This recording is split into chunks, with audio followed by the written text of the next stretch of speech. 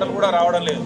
ఎందుకంటే ప్రతిరోజు ఆ విద్యుత్ అధికారులు అడిగితే ఇవాళ మెయింటెనెన్స్ ఉందనడు, లేకపోతే సబ్స్టేషన్లో రిపేర్ చేస్తున్నాం, ఇది చేస్తున్నాం, వారం రోజుల నుంచి ఇదే వాళ్ళు చెప్తా ఉన్నారు. కానీ ఇవాళ కనీసం 6 గంటల కరెంటు కూడా దిక్కు లేదు ఇవాళ ఈ ప్రభుత్వంలో. మరి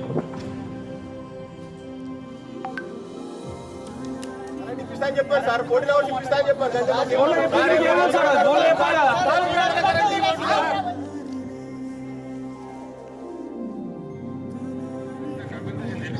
ఇప్పుడు బాధ్యులు మీరే కదా సార్. ఇప్పుడు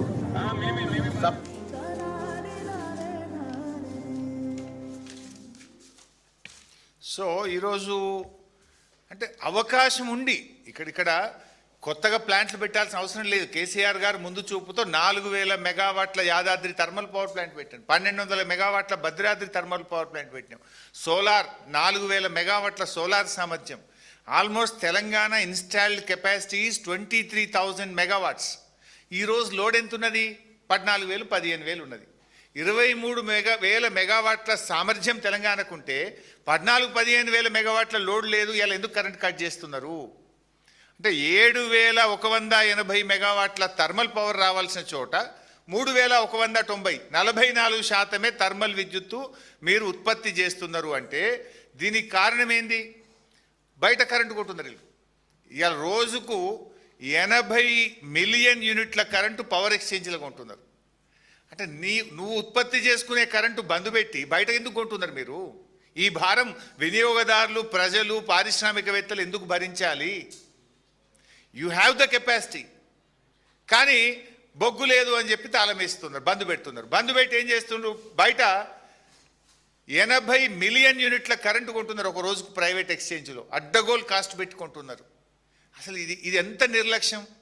ప్రభుత్వం చేతగానితనం వల్ల, సోయి తప్పడం వల్ల, ముందు జాగ్రత్త లేకపోవడం వల్ల, ప్రణాళిక లేకపోవడం వల్ల, ప్లానింగ్ లేకపోవడం వల్ల ఇవాళ ప్రజలు కోతలతో ఇబ్బంది పడుతున్నారు, రైతులు రోడ్లెక్కుతున్నారు. ఇవాళ రాష్ట్రం మీద, కన్జ్యూమర్స్ మీద విపరీతమైనటువంటి భారం పడతా ఉంది. ఇవాళ ఇంకా ఒక ఇంపార్టెంట్ పాయింట్ కూడా నేను ప్రభుత్వాన్ని అడగదలుచుకున్నా, ప్రజల ముందు కూడా పెట్టదలుచుకున్నా. ఇవాళ సింగరేణి వెబ్సైట్ ఉంటుంది. సింగరేణి వెబ్సైట్లో మొన్న జనవరి వరకు రోజు ఎంత ప్రొడక్షన్ అవుతా ఉంది, అందులో గ్రేడ్ ఏంది, G5, G6, G7, G8, G12 ఎంత, G14 ఎంత, G13 గ్రేడ్ కోల్ ఎంత ఉత్పత్తి అయింది అనేది ప్రొడక్షన్ డీటెయిల్స్ బీఆర్ఎస్ హయాంలో ఓపెన్గా కనబడేది, నో సీక్రెట్. కానీ అలా కాంగ్రెస్ రాగానే ఆ వెబ్సైట్ క్లోజ్ చేసేసారు.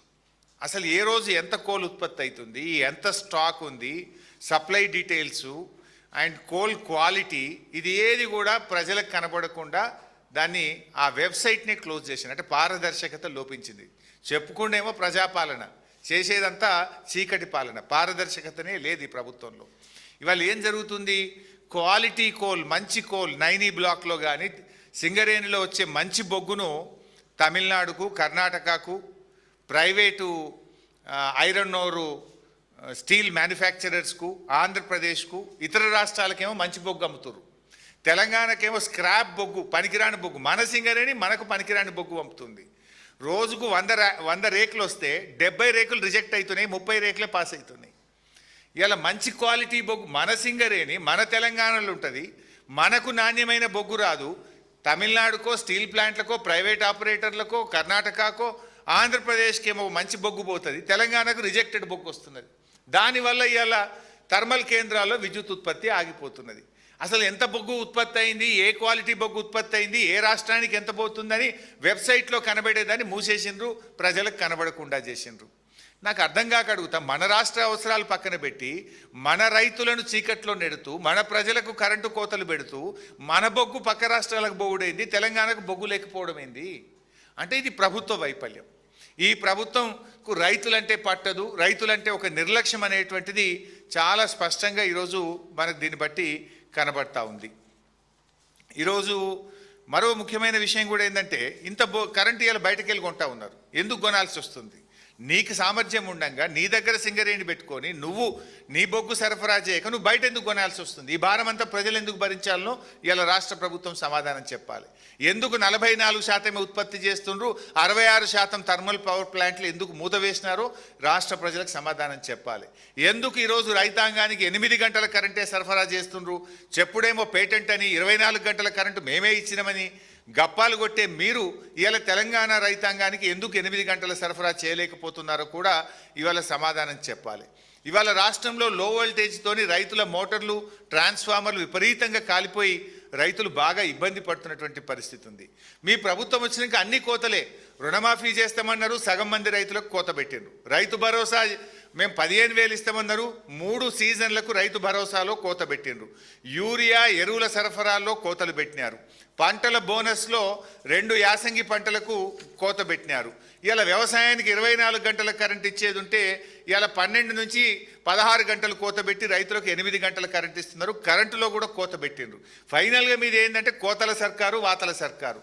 కోతలు ఎక్కువ, వాతలు ఎక్కువ. ఇలా వాతలు ఎన్ని పెట్టిండ్రు? మోటార్ సైకిల్ కొంటే ట్యాక్స్ పెంచిండ్రు, విస్కీ బీర్ల మీద ట్యాక్స్ పెంచిండ్రు, రిజిస్ట్రేషన్ భూముల ధరలు పెంచిండ్రు. ఇప్పుడు ఇక భూమి పన్ను కూడా వేస్తారట. ఇంకా అటు వాతలు పెడుతుండ్రు, ఇటు ఉన్న పథకాల్లో సంక్షేమ పథకాల్లో కోత, రైతులకు అందేటువంటి వివిధ కార్యక్రమాల్లో కోతలు పెట్టేటువంటి కార్యక్రమంలో ఈ ప్రభుత్వం ముందుకు పోతా ఉంది.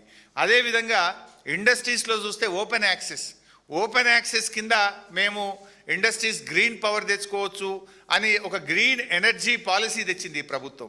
3,000 మెగావాట్లకు పారిశ్రామికవేత్తలు దరఖాస్తులు పెట్టుకున్నారు. ఎందుకు అప్లికేషన్లు క్లియర్ చేస్తలేరు? ఎంత ఒక మెగావాట్కి ఎంత రేటు ఆఫ్ ద రికార్డు ఎంత కమిషన్ రేట్ ఫిక్స్ చేసిండ్రు? ఆ కమిషన్లు ఇయ్యనందుకే ఆపుతున్నారా?